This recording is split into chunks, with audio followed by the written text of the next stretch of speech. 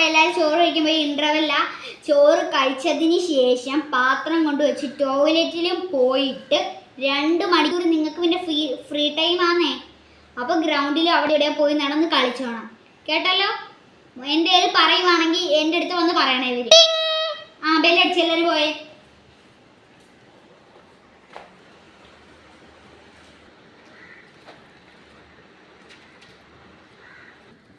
ദിദിയെ ചോറ് മേടിക്കാൻ പോയല്ലോ.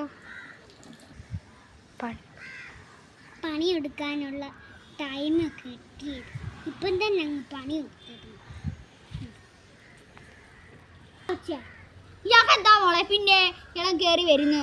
പിന്നെ മോളെ മോളെ നിന്നെ കൊതിയായേ അവിടെ കിടന്ന് എന്തുവാ കാണിക്കുന്നത്? എൻ്റെ കൂട്ടുകാരിയോട് എന്താ അവള് വന്ന് കാണിക്കുന്നേ? മതിയല്ലോ ഇയാൾക്ക്. പിന്നെ ഞങ്ങളുടെ ആരെയൊന്നും ഇയാൾക്ക് അറിയണ്ടല്ലോ. വെറുതെ കെട്ടി വരുന്നു.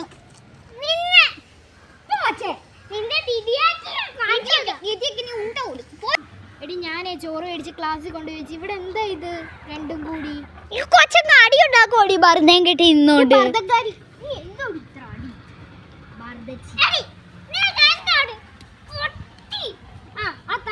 തല്ലി പൊട്ടിക്കല്ലേ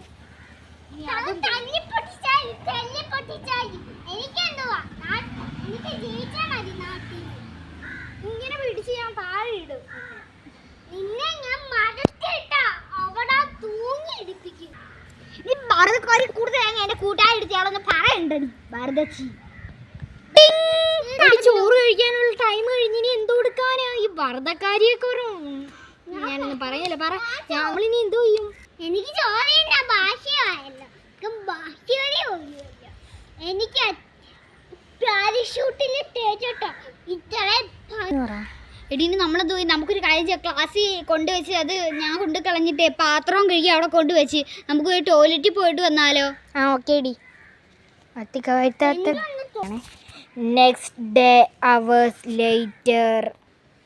എടീ നമ്മളിനിയിപ്പോൾ എന്തോ ചെയ്യാനാ? എടീ എൻ്റെ 2 രൂപ ഉണ്ട്. ഞാനിപ്പോൾ സേവിങ്സ് കൂട്ടിയിട്ട് നമുക്ക് എന്തൊക്കെയായാലും ഇന്ന് നമ്മുടെ ശനിയാഴ്ച അല്ലയോ, നാളെ നമ്മുടെ ഞായറാഴ്ച. ഞാൻ 2 ദിവസം കൊണ്ട് പൈസ കൂട്ടി 10 രൂപ ആക്കിയിട്ട് നമ്മുടെ അവിടെ കുറേ മുട്ടായി കട തുടങ്ങിയല്ലോ. അവിടെ നിന്ന് എനിക്ക് പുളിമുട്ടായി മേടിക്കാനായി.